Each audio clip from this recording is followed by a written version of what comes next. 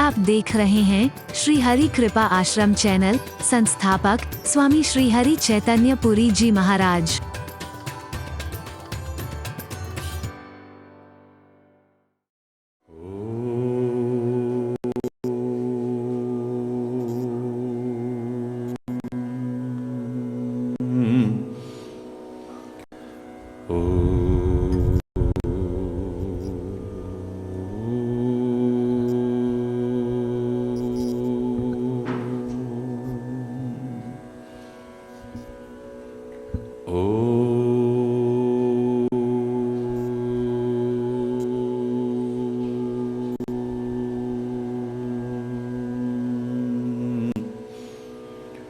सर्वे भवन्तु सुखिनः, सर्वे सन्तु निरामयाः,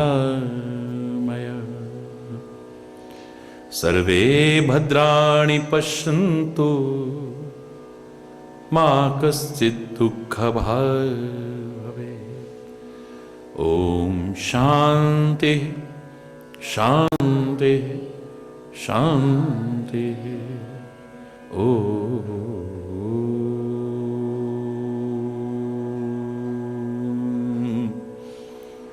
त्वमेव माता च पिता त्वमेव, त्वमेव बन्धुश्च सखा त्वमेव, त्वमेव विद्या द्रविणं त्वमेव, त्वमेव सर्वं मम देव देव। ॐ शान्ति शान्ति शान्ति।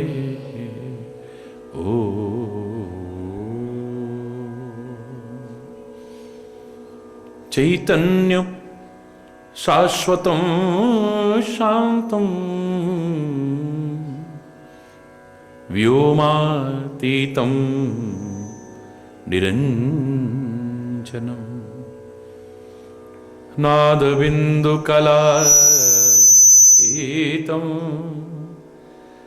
तस्मै श्री गुरुवे नमः। ॐ शान्ति शान्ति शान्ति।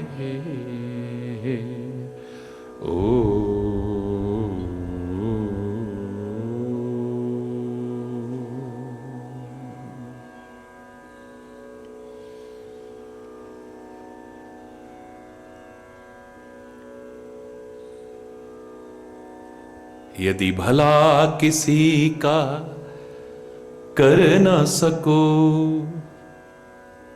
तो बुरा किसी का मत करना। अमृत न पिलाने को घर में, तो जहर पिलाते भी डरना। यदि भला किसी का कर न सको, तो बुरा किसी का मत करना। अमृत न पिलाने को घर में, तो जहर पिलाते भी डरना। यदि सत्य मधुर ना बोल सको, यदि सत्य मधुर ना बोल सको, तो झूठ कठिन भी मत बोलो, तो झूठ कठिन भी मत बोलो।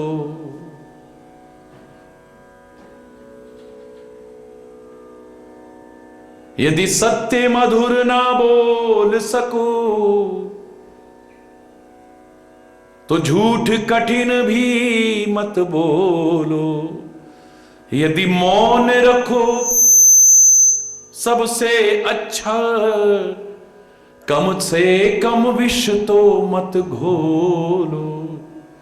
यदि मौन रखो सबसे अच्छा, कम से कम विष तो मत घोलो। बोलो तो पहले तुम तोलो, फिर मुख ताला खोला करना। बोलो तो पहले तुम तोलो, फिर मुख ताला खोला करना। अमृत न पिलाने को घर में, तो जहर पिलाते भी डरना।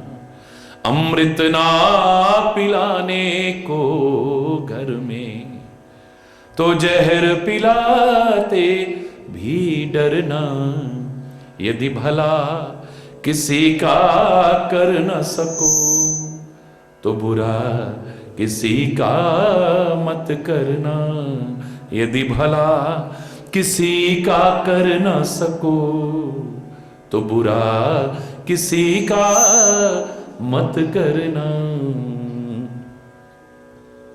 यदि घर न किसी का बांध सको, तो झोपड़ियां न जला देना।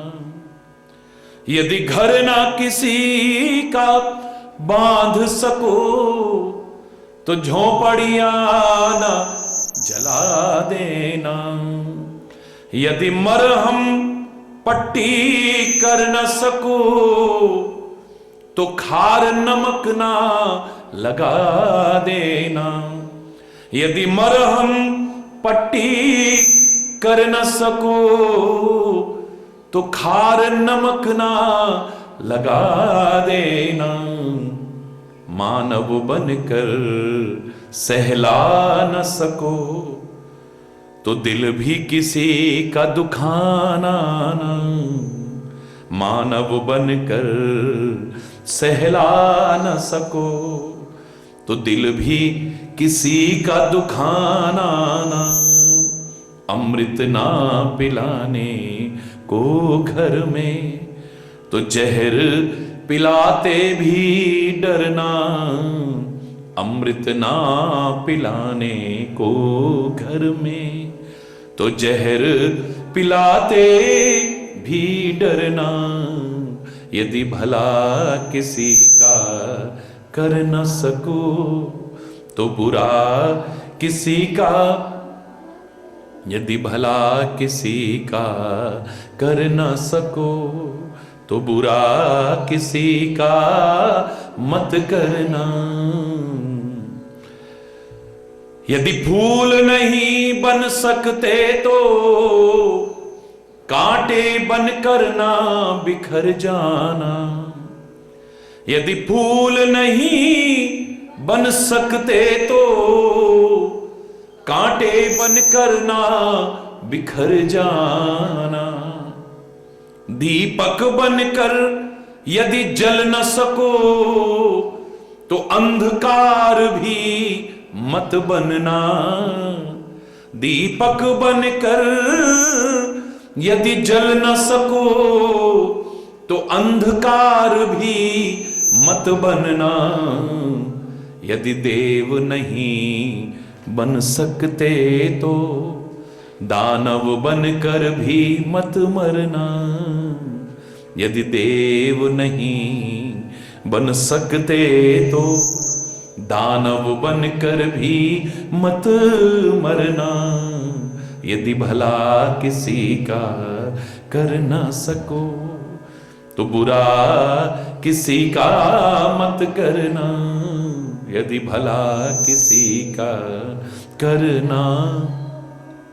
यदि बन सकते भगवान नहीं, तो कम से कम इंसान बनो।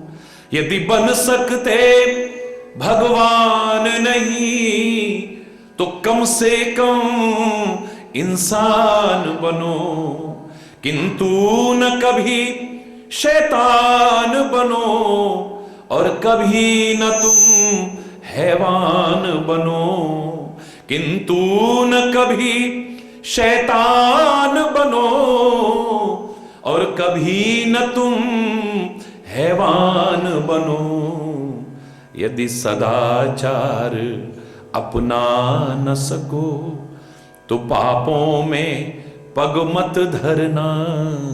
यदि सदाचार अपना न सको, तो पापों में पग मत धरना। यदि भला किसी का कर न सको तो बुरा किसी का मत करना। यदि भला किसी का तो बुरा किसी का मत करना। अमृत न पिलाने को घर में तो जहर पिलाते भी डरना। अमृत न पिलाने को घर में तो जहर पिलाते भी डरना। यदि भला किसी का कर न सको, यदि भला किसी का कर ना सको।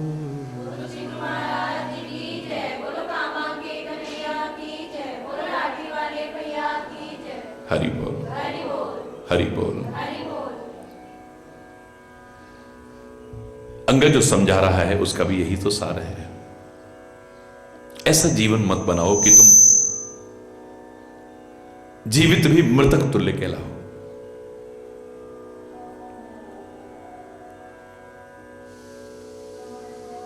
देवताओं को अमर कहते हैं, देवतुल्य जीवन बनाओ जो वतन के काम आते हैं, जो धर्म के काम आते हैं, जो संस्कृति के काम आते हैं, जो समाज के काम आते हैं, जो किसी के काम आते हैं। मरकर के भी नहीं मरते हो, अमर हो जाते हैं।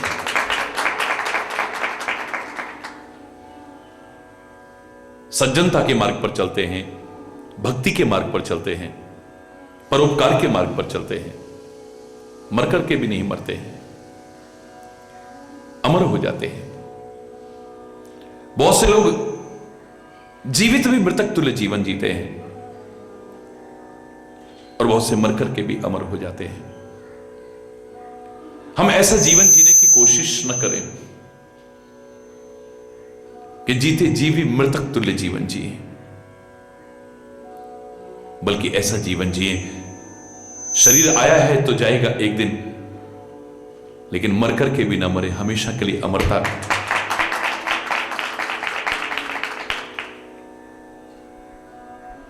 लोग याद करें, मैं नहीं कहा करता है, हमें बाद में भी याद करें, ये अधूरा वाक्य लगता है मुझे। याद तो लोग रावण को भी करते हैं, कंस को भी करते हैं। कुछ ऐसा जीवन जियो जो याद न करें, बल्कि श्रद्धा से याद करें, प्रेम से याद करें, सम्मान से याद करें।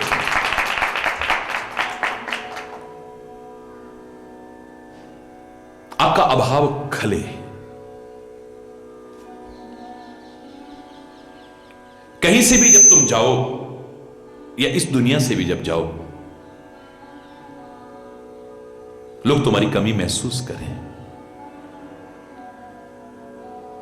तुम्हारे अभाव के कारण लोगों की आंखों में आंसू हो, समझ लेना कि जीवन सार्थक किया है हमने। तो कल मैंने आपसे कहा, वो कहता है कि 14 लोग ऐसे हैं जो जीवित भी मृतक तुल्य जीवन जीते हैं। कौल, वाम मार्गी जो होते हैं। हमारा किसी मार्ग से विरोध नहीं है, किसी मत से विरोध नहीं है, किसी पंथ से विरोध नहीं है, किसी संप्रदाय से विरोध नहीं है।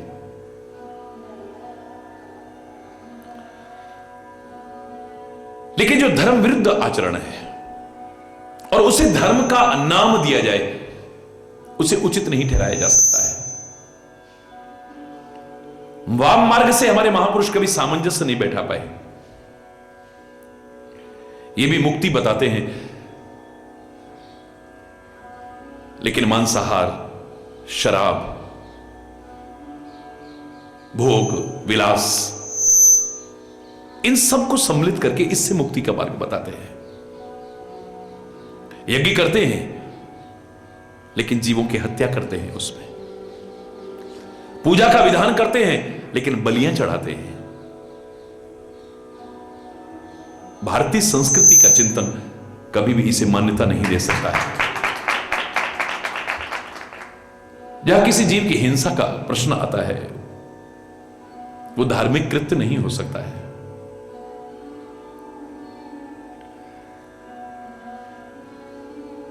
जीवों की हिंसा करके हम देवों को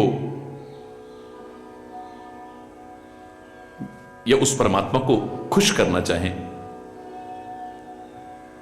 मुझे लगता है कि बहुत मूर्खतापूर्ण चिंतन है ये।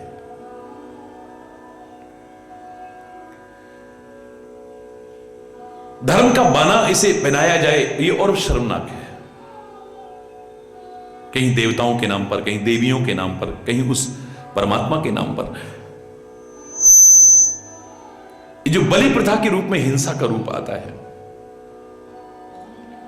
या तंत्र में, मंत्र में, विभिन्न अनुष्ठानों में जो जीव हत्या का विधान किया जाता है, मैं तो इतना ही कहूंगा, ऐसे लोग जीवित नहीं, जीवित भी मृतक तुल्य हैं।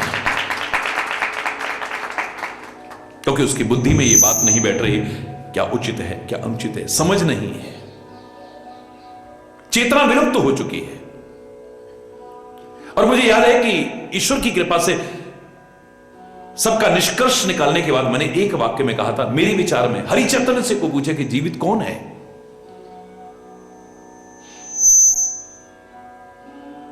एक वाक्य में मैं इतना ही कहूंगा, जिसका रक्त गर्म हो, मस्तिष्क ठंडा हो और चेतना जागृत हो, वही जीवित है, वरना मृतक तुल्य है। जिसका खून ठंडा पड़ गया है तो वो समझो मर गया है। मस्तिष्क जिसका गर्म रहता है सदैव बीमार रहेगा, जीवित भी मृतक तुल्य है।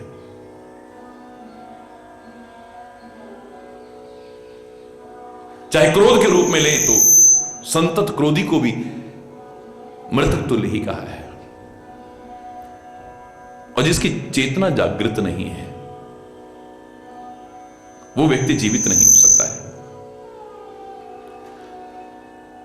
जो सही मार्ग को छोड़कर के वाम मार्ग पर चल रहा है, उल्टे मार्ग पर चल रहा है, जीवित भी मृतक तुल्य है। जो काम के वश में आकर के राम को भूल जाए वो भी जीवित नहीं, मृतक तुल्य ही है। न खा सकता है, न खिला सकता है। परमात्मा ने जो दिया है उसका सदुपयोग नहीं कर सकता है, ऐसा कंजूस भी मृतक तुल्य ही है। धर्म से जो विमुख है, परमात्मा से जो विमुख है, गलत मार्ग पर चल रहा है, जो ऐसे विमूढ़ लोग भी जीवित भी मृतक तुल्य जीवन जीते हैं।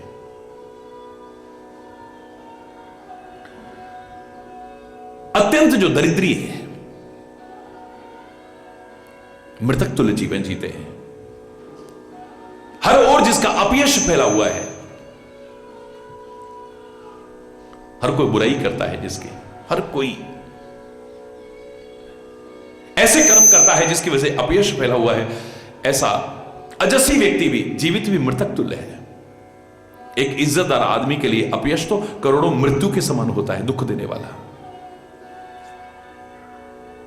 अत्यंत बूढ़ा जिसके लिए परिवार के लोग भी, साथ के लोग भी रोज मौत की कामना करते हो, हे भगवान अब इसे उठा ले, हे भगवान इसे उठा ले, बहुत कष्ट पा रहा है, और वो भी बेचारा ना हिल सकता है, ना डुल सकता है, ना, बिल्कुल ऐसी हालत, अत्यंत बूढ़ा जो हो चुका है, जीवित भी मृतक तुल्य हो जाता है।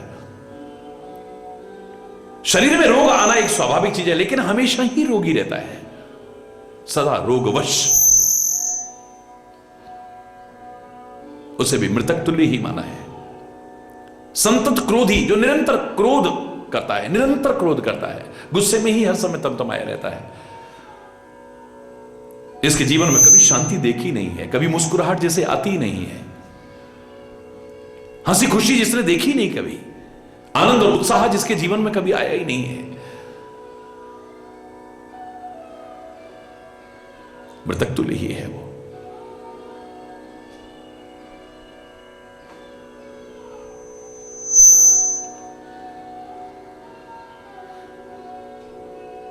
विष्णु विमुख, परमात्मा से जो विमुख है, जीवित नहीं है, मृतक तुल्य है। क्योंकि कभी सुखी हो ही नहीं सकता परमात्मा से विमुख जीव, कुछ भी नहीं रहेगा उसके पास में। श्रुति संत विरोधी, वेदों से विरोध करता है, संतों से विरोध करता है, ऐसा व्यक्ति मृतक तुल्य जीवन जीता है। तन पोषक, जो शरीर की पोषण में ही हर समय लगा रहता है, हर समय जब देखो उसे इस शरीर को चमकाने में लगा है, शरीर को पुष्ट करने में लगा हुआ है, जो मात्र शरीर की इच्छाओं की पूर्ति में ही लगा हुआ है। आत्मा को जो उसकी खुराक है कभी देने की कोशिश ही नहीं करता है। ऐसे तन पोषक भी जीवित नहीं, मृतक तुल्य जीवन जीते हैं। निंदक, जो रात दिन दूसरों की निंदा में ही लगे हुए हैं, वो व्यक्ति भी जीवित नहीं है। न जीवित है न जागृत है। जो दूसरों की आलोचना ही, दूसरों की निंदा में ही लगे रहते हैं, अपने जीवन को संवारने की कोशिश ही नहीं करते हैं।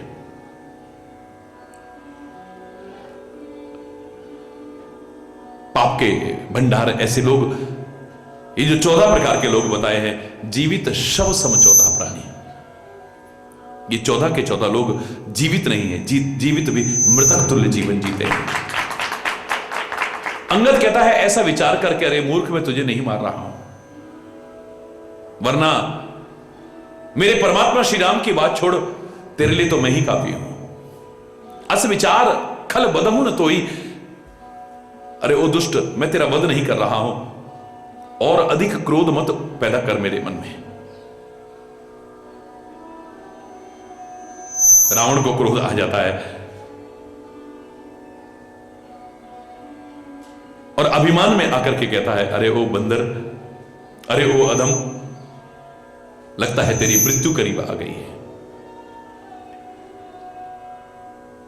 है तो तू छोटा सा, लेकिन बात बहुत बड़ी जरूर कर रहा है, बड़ा कड़वा बोल रहा है। अरे मूर्ख, जिसके बल पर तू बोल रहा है उसमें तो ना बल है, ना प्रताप है, ना बुद्धि है, ना तेज है। हरि बोल। जिसे परमात्मा के बल का एहसास नहीं हो रहा, जिसे परमात्मा के प्रताप का एहसास नहीं हो रहा, जिसे परमात्मा की बुद्धि का एहसास नहीं हो रहा, जिसे परमात्मा का तेज का एहसास नहीं हो रहा, वो क्या होगा बताने की आवश्यकता नहीं है। जिसके तेज से ही सारा संसार तेजवान है, जिसके बल से ही निर्बल भी बलवान बन जाता है,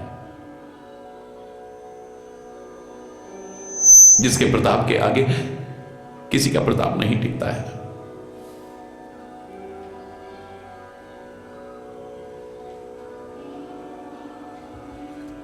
उसके प्रति ऐसी धारणा आदमी के बौद्धिक स्तर को बता रही है। रावण कहता है, अरे अंगद, जिसके बल पर तू उछल रहा है उसमें ना बल है, ना उसमें प्रताप है, ना बुद्धि है, ना तेज है। और अगर तू सुनना चाहता है वो अंगद, अगुण अमान जान जी, अगुण अमान जानते ही दीन पिता बनवास, सो दुख और जुगती विरह पुनि निस दिन मम त्रास। जिसमें कोई गुण नहीं था इसलिए तो उसे वनवास दे दिया, जो इस योग्य नहीं था इसलिए उसे वनवास दे दिया। एक तो उसे राज्य मिलते मिलते वनवास होने का दुख, ऊपर से अपनी पत्नी का विरह, और उसमें भी रात दिन रावण कहता है मेरा भय, तेरे इस स्वामी जिसके तू प्रताप का वर्णन कर रहा है उसके पास है क्या, जिनके बल कर गर्व तो ही ऐसे मनुज अनेक। इसने कभी राम नाम भी नहीं लिया है, भगवान तो उसे कहना दूर, राम शब्द भी इसने उच्चारण नहीं किया है। मनुज मनुज, नर नर नर, नर सुत नृप सुत, बस यही कहता आया है। जिनके बल पर तू उछल रहा है ऐसे तो पता नहीं कितने मनुष्य हैं जो हमारे राक्षस खा खा करके अपना पेट भरते हैं। अरे मूर्ख, अपना हट छोड़ करके समझने की कोशिश कर। जब श्री राम की उसने निंदा की, क्रोधवंत अति भयउ कपिंदा, अभी तक अंगद को क्रोध नहीं आया है, अब उसे क्रोध आ गया है। क्यों? हरिहर निंदा सुनहि जे काना, ओई पाप गौघात समाना। जो हरि और हर की निंदा इन कानों से सुनता है ना, समझ लेना कि गौ हत्या का फल प्राप्त, गौ हत्या का पाप लगता है उसे।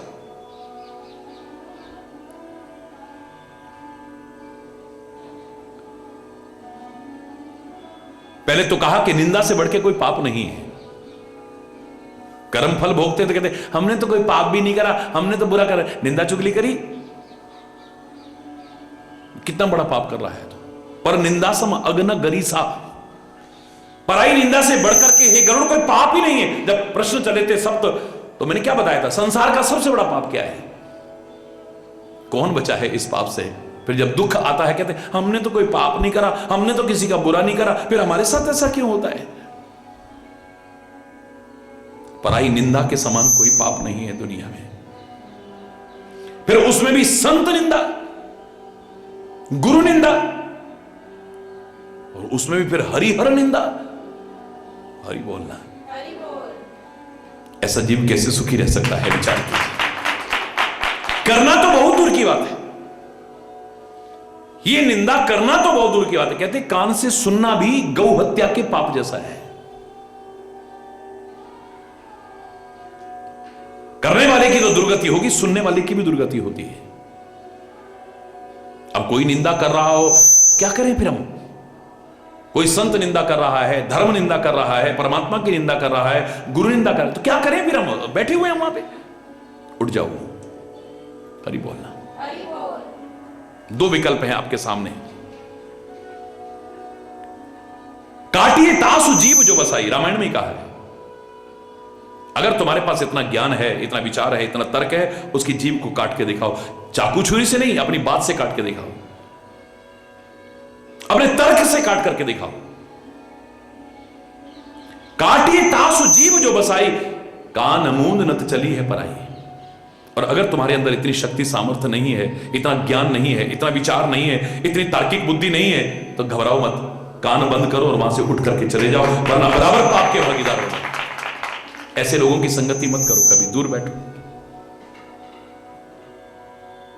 हरिहर निंदा सुनहि जे काना, हो ये पाप गौ घात समाना।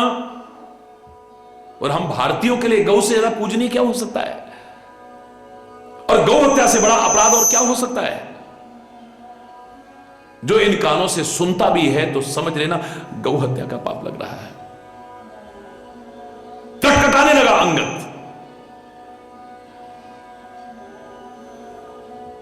भुजाएं फड़कने लगी उसकी,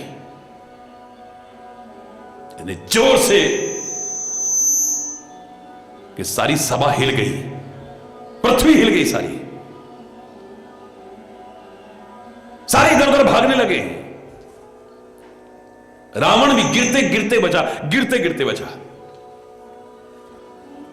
बड़े सुंदर सुंदर उसके मुकुट सारे जमीन पर गिर पड़े हैं। कुछ तो उसने उठा करके अपने सिरों पर रखे, लेकिन कुछ अंगद ने उठा करके ऐसे फेंके कि श्री राम के चरणों में जाकर के गिरे। वानर भागने लगे, ये क्या आ रहा है दिन में, बड़े चमकीले, आवत मुकुट देख कभी भागे, दिन ही लूक पर्ण विधि लागे।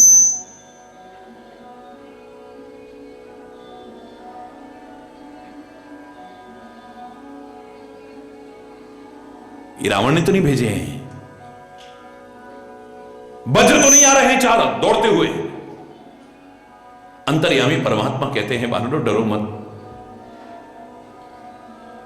ना तो ये लूक हैं, ना ये वज्र हैं, ना केतु हैं, ना राहु है, कोई भी नहीं है।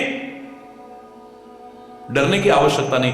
भगवान यही तो कहते हैं बार बार, गुरु यही तो कहते हैं, संत यही तो कहते हैं, जब मैं तुम्हारे साथ हूं तो डरते काहे को, चिंता क्यों करते हो? अगर उनके होते हुए भी हमें डर लगता है तो मामला गड़बड़ है। इसका तात्पर्य मात्र तन से उनका साथ मिला है, अभी मन से उनका साथ नहीं मिला है। मैंने तो आपसे कहा था, जिसके प्रति भी आपकी श्रद्धा है, भावना है, उनका अगर स्वरूप विराजमान कर रखा है, नहीं भी कर रखा है, तो सोचो, लिखा हुआ है नीचे, या लिख लो। वो कह रहे हैं, no fear when I am here. डरने की आवश्यकता नहीं, मैं तुम्हारे साथ हूं। तुम्हारे तो अंदर से आवाज आनी चाहिए, हमें कोई डर नहीं है, हमें कोई चिंता नहीं है। ऐ मेरे परमात्मा, ऐ मेरे सदगुरु, तू है ना हमारे साथ।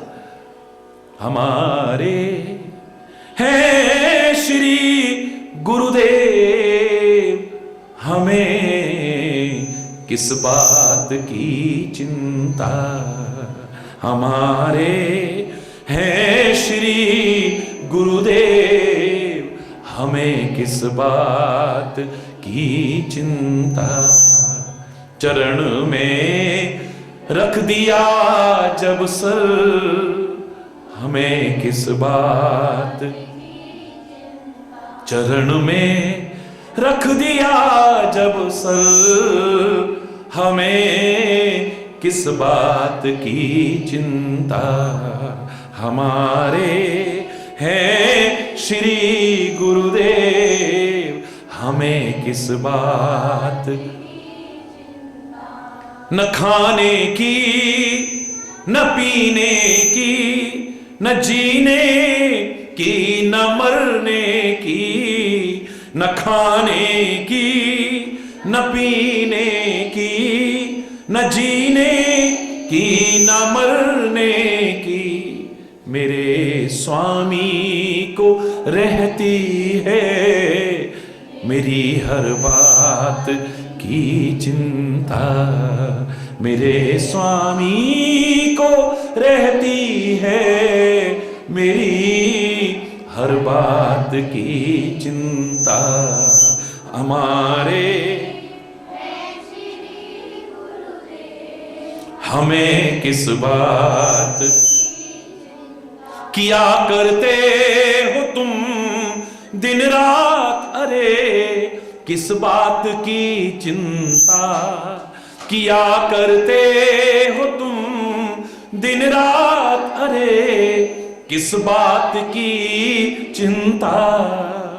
उन्हीं के हाथ में जब हाथ, हमें किस बात। उन्हीं के हाथ में जब हाथ, हमें किस बात। हमारे हैं श्री गुरुदेव, हमें किस बात। हुई गुरुदेव की कृपा, बनाया दास चरणों का। हुई गुरुदेव की कृपा, बनाया दास चरणों का। रहे हर श्वास में हरि जी, तुम्हारे नाम की चिंता। रहे हर श्वास में हरि जी, तुम्हारे नाम। हमारे हैं श्री गुरुदेव, हमें किस बात। हमारे हैं श्री गुरुदेव, हमें किस बात। मिली खुशियां हमें तुमसे हरि में, और क्या मांगूं। मिली खुशियां हरि में, और क्या मांगूं। तुम्हारा कर रहा चिंतन, तुम्हीं पर छोड़ दी चिंता। तुम्हारा कर रहा चिंतन, तुम ही पर छोड़ दी चिंता हमारे हैं श्री गुरुदेव, हमें किस बात हमारे हैं श्री गुरुदेव, हमें किस बात की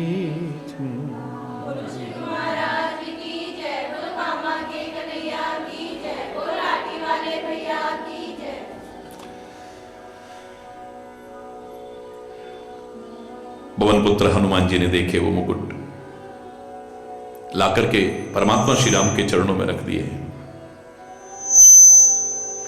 वानर और भालू कौतुक देख रहे हैं, सूर्य के समान प्रकाश, और उधर रावण बड़े गुस्से में आ गया और सारे राक्षसों से बहुत क्रोध में कहने लगा, छोड़ना मत इस वानर को, मार दो इसे।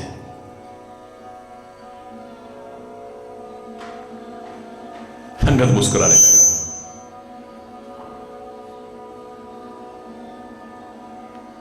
हरि बोल। जाओ सारे, जहां जहां भी वानर मिले पकड़ो और खाओ, सारी पृथ्वी को वानरों से विहीन कर दो और उनको जीवित पकड़ करके लाओ, दोनों राजकुमारों को, तपस्वियों को, दोनों को।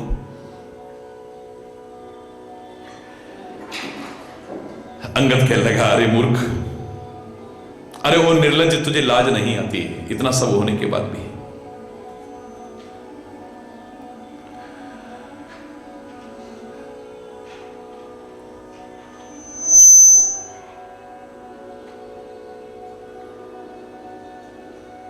लगता है कि इतना निर्लज्ज हो चुका है, परमात्मा का बल देख करके, उसके सेवक का बल देख करके भी तेरी छाती फटती नहीं है।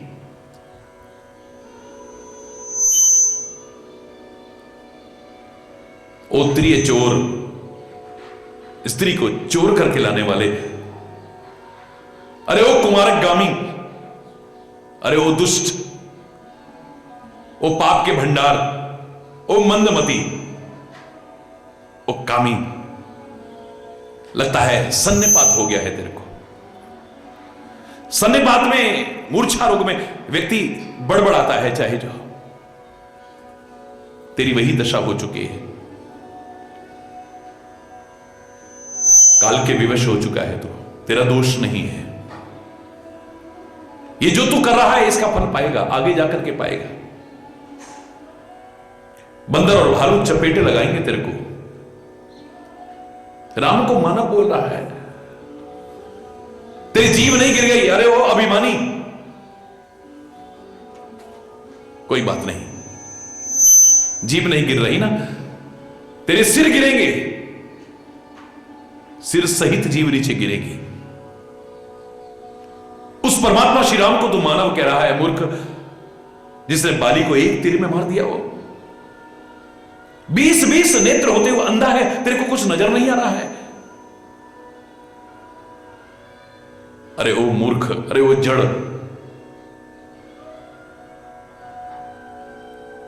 तेरे खून के प्यासे हैं श्री राम के तीर, तेरे खून से अपनी प्यास बुझाएंगे वो।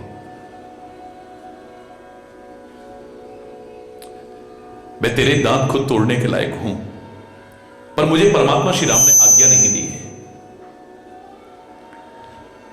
गुस्सा तो ऐसा आ रहा है कि तेरे 10 मुंह तोड़ करके लंका को उठा करके समुद्र में डुबो दूं। तेरी लंका है क्या? गूलर के फल की तरह है। जैसे गूलर के फल में अनेक जीव होते हैं छोटे से उसमें, और बंदर उससे खा जाता है। तू हमको क्या खाएगा? मैं तेरी लंका को खाने लायक हूं। वानर को फल खाते देर नहीं लगती, पर क्या करूं, मेरे परमात्मा बड़े उदार हैं, बड़ा दिल है उनका, आज्ञा नहीं दी उन्होंने।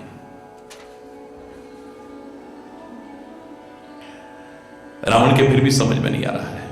और मैंने आपसे कहा था, अभिमान ऐसी चीज है, यह अभिमान हमें एक और तो भगवान से दूर कर देता है, हमारी बुद्धि को भ्रष्ट कर देता है, हमारे प्रगति का मार्ग अवरुद्ध कर देता है, हमारे संबंधों की मधुरता को खत्म कर देता है, हमारी विनम्रता, हमारी सरलता, हमारी सादगी को खत्म कर देता है, यहां तक कि हमारा विनाश करा देता है ये अभिमान।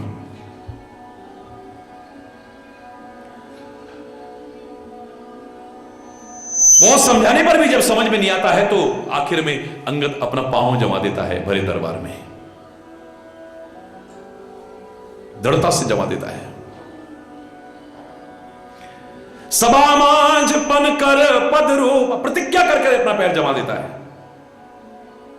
जो मम चरण सकच सठटारी, अरे ओ मूर्ख, अगर जरा सा हिला देगी ना मेरा पांव, फिर ही राम सीता में हारी, मैं राम और सीता दोनों को हार करके चला जाऊंगा। प्रतिज्ञा करता हूं मैं, सीता, मां सीता तो तेरे चंगुल में है ही, राम को भी तेरा गुलाम बना करके चला जाऊंगा। एक बार मेरा जरा सा पैर से टस से मस करके दिखा दूं। राम की ताकत की बात कर रहा है तो राम के सेवक का सेवक हूं मैं।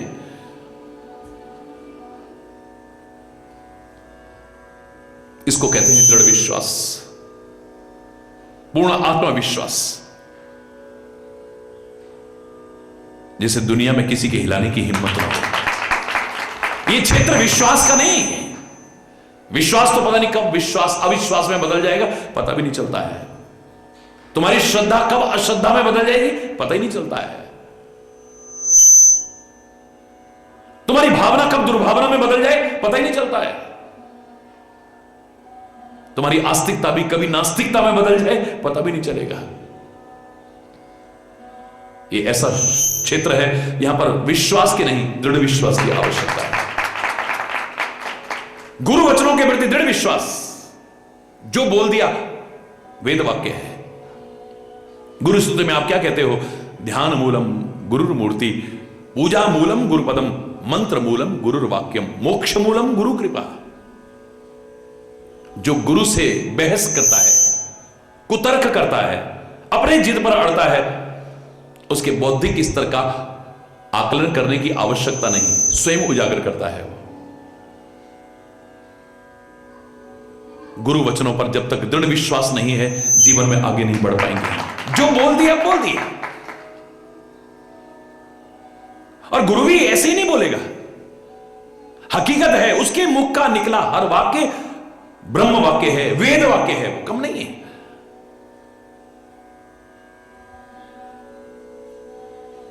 दृढ़ विश्वास जो रखते हैं उन्हें मालूम है कि मेरे सदगुरु के मुख से जो निकला है वो अवश्य ही सत्य होता है। ये शंका का क्षेत्र नहीं है, श्रद्धा का क्षेत्र है।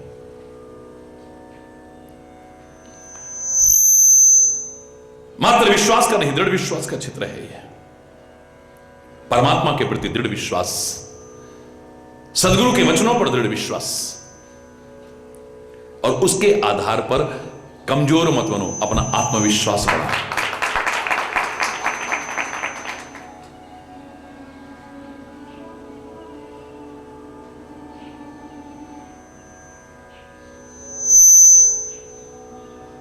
उस दृढ़ विश्वास के बल पर तुम क्या नहीं पा सकते हो। जिसको अपने गुरु वचनों पर ही विश्वास नहीं है, जिसे परमात्मा पर ही विश्वास नहीं है, और जिसके अंदर आत्मविश्वास नहीं है, वो जीवन में कभी कुछ नहीं कर पाएगा। याद रखना, बहुत ताकतवर होने के बाद भी बड़ा कमजोर होगा, और उसमें कमजोरियां भरी होंगी बहुत, जिसकी वजह से गिर सकता है कहीं पे भी। आदमी नहीं गिरता है, उसकी कमजोरी उसे गिराती है। किसी की कोई कमजोरी है, किसी की कोई कमजोरी है, किसके इतना गिर जाता है कि फिर उठ भी नहीं पाता है।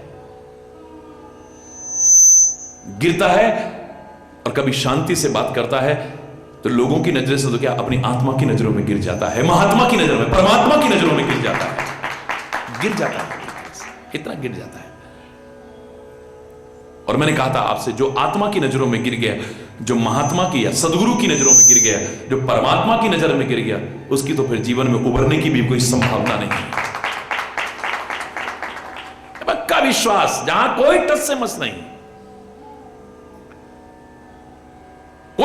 अंतर नहीं है।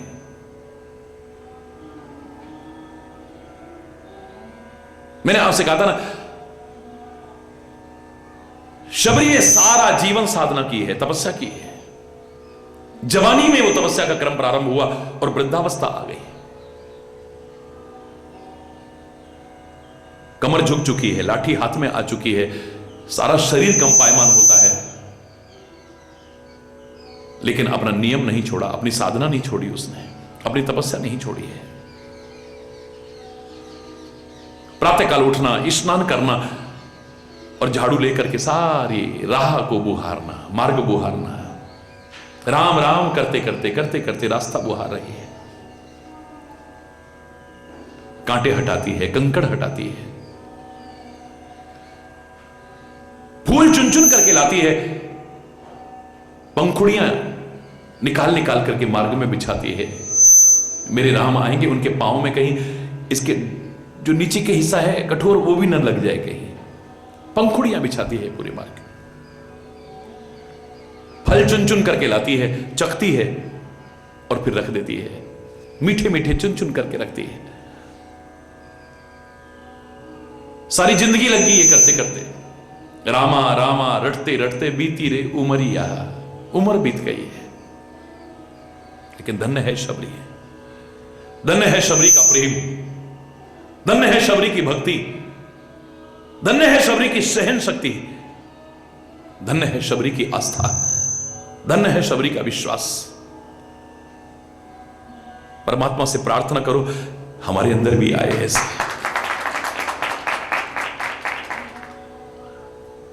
एक दिन जंगल के सारे ऋषि मुनि, बुजुर्ग बुजुर्ग ऋषि मुनि आए, शबरी के चरणों में प्रणाम करके कहते हैं, माता सबसे पहले तो हम क्षमा याचना करते हैं, जवानी से लेके आज तक हमने तुम्हारा मजाक उड़ाया है। तेरे को जब झाड़ू लगाते देखते थे, हम जानबूझ करके आते थे और इस चक्कर में अपनी साधना भी भूल जाते थे। क्यों कर रही है शबरी? हे माता, आपका जवाब यही होता था, मेरे राम आएंगे, मेरे राम आएंगे। हम मजाक उड़ाते थे, तेरी कुटिया में राम आएंगे। राम तेरी कुटिया में?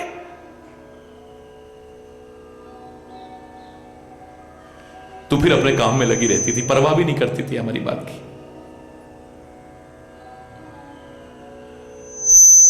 शाम को हम जानबूझ करके जाते थे तेरे पास, अपना काम धंधा छोड़ करके भी तेरे पास जाकर के तेरे को नीचा दिखाने के लिए जानबूझ के कहते थे, कहो आ गए राम तेरी कुटिया में, आ गए राम तेरी कुटिया में।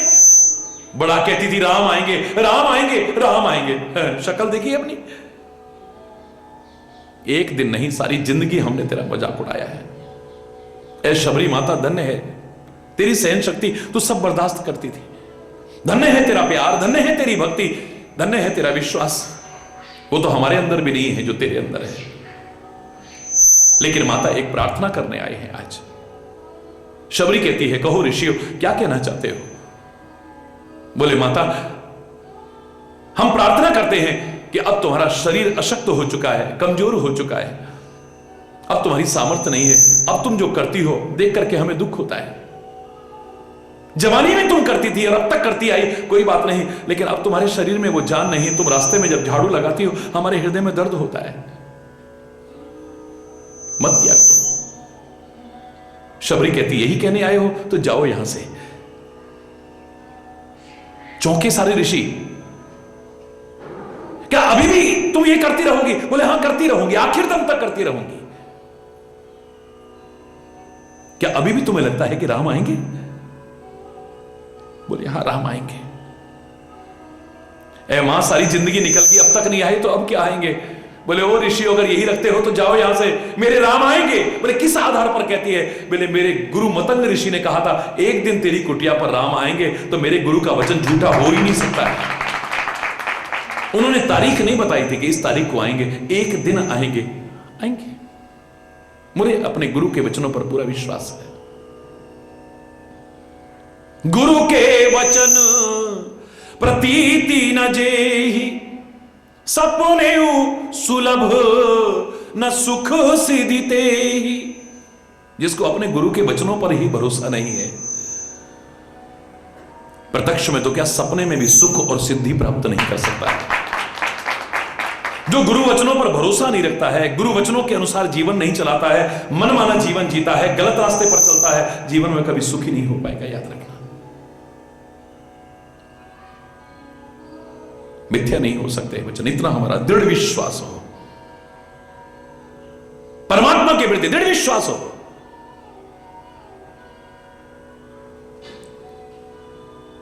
लक्ष्मण से और कोई नहीं, मां जानकी कह रही है तुम्हारे भाई संकट में है, राम संकट में है। देखो अभी आवाज आई थी, हा लक्ष्मण।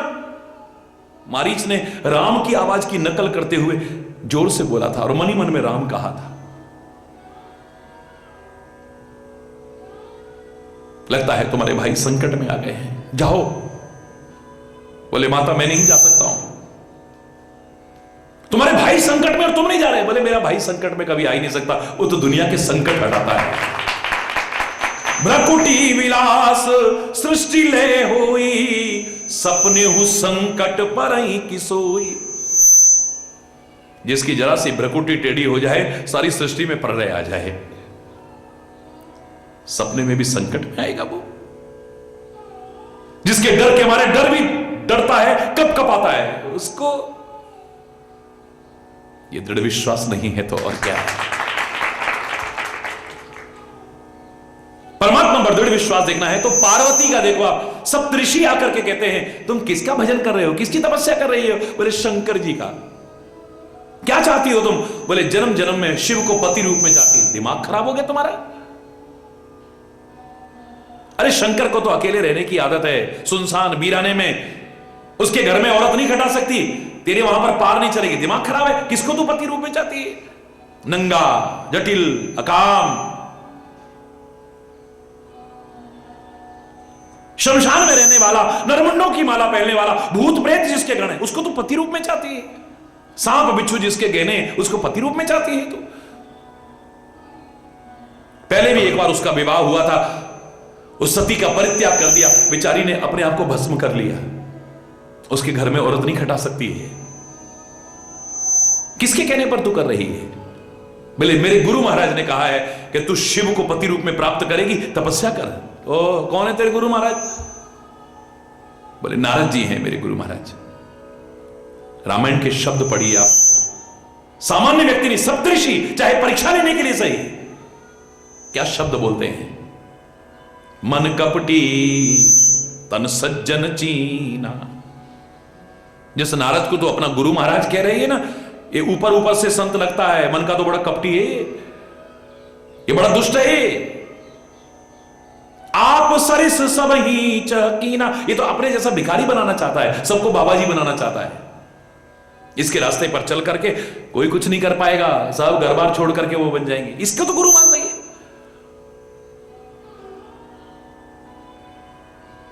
मैं तेरे को एड्रेस बताता हूं किस किस का घर इसने बर्बाद करा। अब सुनो आप, एड्रेस बता रहे हैं।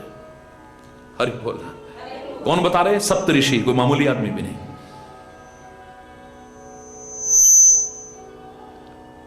दक्ष के पुत्रों का घर इसी ने बर्बाद करा, हिरण्यकश्यप का घर इसने बर्बाद करा। वो प्रहलाद को ऐसी पट्टी पढ़ाई, जय श्री हरि करता रहा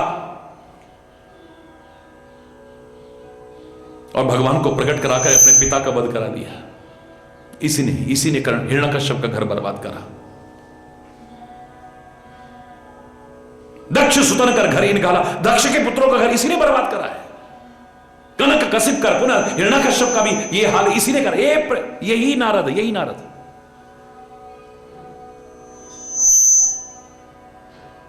कितने एड्रेस बता दूं, किस किस का घर, ये किस किस का बर्बाद नहीं करा इसने। नारद वचन सुनहि नर नारी, अवस होय तज भवन भिखारी। अपना घरबार छोड़ के भिखारी बन जाते हैं इस नारद की बात मान करके। तो किसकी बातों में आ गई है, ये गुरु है तेरा। अब पार्वती कहती है मैं तुम्हें ऋषि मान करके अभी चुप खड़ी थी और प्रणाम कर रही थी। अरे ओ सप्तऋषि हो, अगर मेरे गुरु के लिए और मेरे स्वामी के लिए ये शब्द बोलना है तो चले जाओ यहां से,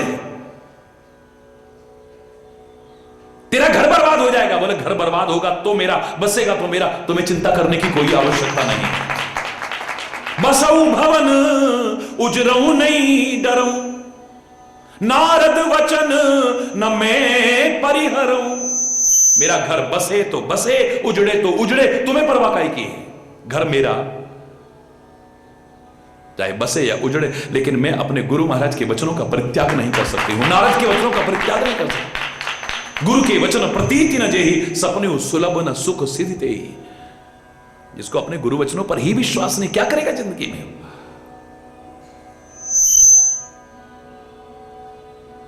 गुरु वचनों पर विश्वास नहीं है, परमात्मा पर विश्वास नहीं है, और अपने अंदर आत्म, पता नहीं हम कुछ कर पाएंगे कि नहीं, पता नहीं हम कुछ बन पाएंगे, इतना कमजोर हो चुका है आदमी, स्वयं कमजोर है। और जो सबसे बलशाली है उसकी ताकत भी नहीं पकड़ रहा, उसका पल्लू भी नहीं पकड़ रहा है। बड़ा कमजोर है आदमी, अभी लाखों है इसमें कमी, पर तू जो खड़ा है दयालु बड़ा, तेरी कृपा से धरती थमी। तूने दिया है जन्म, तू ही झेलेगा हम सब के गम। नेकी पर चले और बदी से, ताकि हंसते हुए निकले दम। ऐ मालिक तेरे बंदे हम। बड़ा कमजोर हो चुका है यार, अपनी ताकत को उजागर नहीं कर पा रहा है, अपनी कमजोरियों को उजागर कर रहा है। अगर तेरे पर भरोसा होता, गुरु वचनों पर भरोसा होता, तो कभी कमजोर न बनता, बहुत मजबूत बनता है।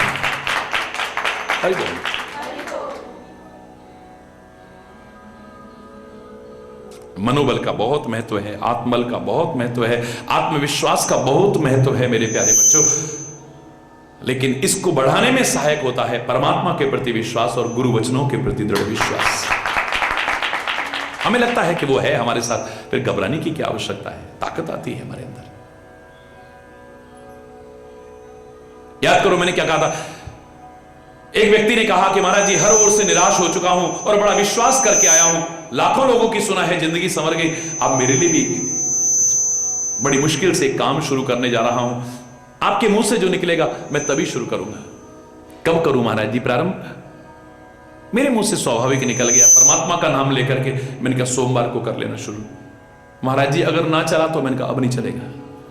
जब तुझे विश्वास ही नहीं तो फिर क्या चलेगा? अगर तेरे को विश्वास ही नहीं तो क्यों पूछ रहा है? अगर ऐसा हो गया, अगर ऐसा हो गया, अगर ऐसा, जहां अगर मगर आ जाएगा यानी दृढ़ विश्वास नहीं है, और जहां दृढ़ विश्वास नहीं है ताकत नहीं मिल सकती है।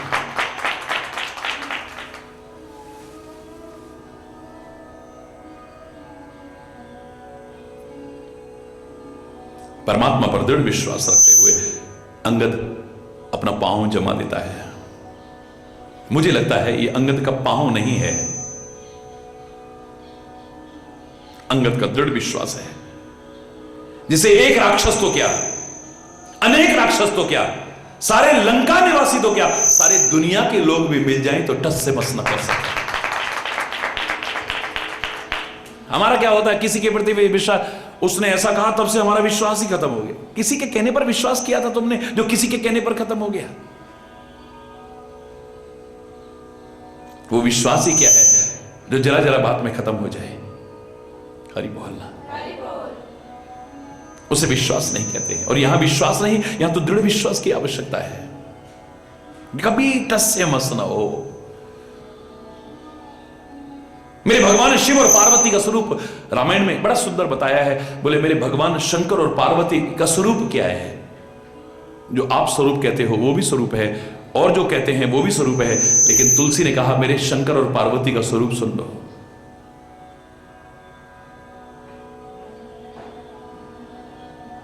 भवानी शंकरो वंदे, बोलो भवानी शंकरो वंदे श्रद्धा विश्वास रूपिण, याभ्याम बिना न पश्यन्ति सिद्धः स्वान्तस्तमीश्वरम, सिद्धः स्वान्तस्तमीश्वरम। भवानी शंकरो वंदे, मैं भवानी शंकर को प्रणाम करता हूं। क्या स्वरूप है उनका? बोले श्रद्धा विश्वास रूपिणो, श्रद्धा और विश्वास के रूप है। और ये श्रद्धा और विश्वास अगर हमारा न हुआ, याभ्याम बिना न पश्यन्ति सिद्ध स्वांत ईश्वरम, साधक तो क्या, जो सिद्ध पुरुष हैं वो भी अपने अंतःकरण में स्थित परमात्मा के भी दर्शन नहीं कर पाएंगे अगर श्रद्धा और विश्वास नहीं।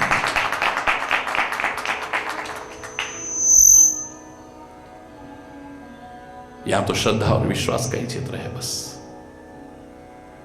मजा तब है जब सकारात्मक सोच बनाते हुए नित्य से बढ़ाने की कोशिश करना, कभी कम ना हो जाए, बढ़े और बढ़ती जाए, और बढ़ती जाए, और प्रेम हमारा और बढ़ता जाए, और बढ़ता जाए, विश्वास हमारा और बढ़ता जाए, और बढ़ता जाए, श्रद्धा हमारी और बढ़ती जाए, आस्था हमारी बढ़ती जाए, बढ़ती जाए।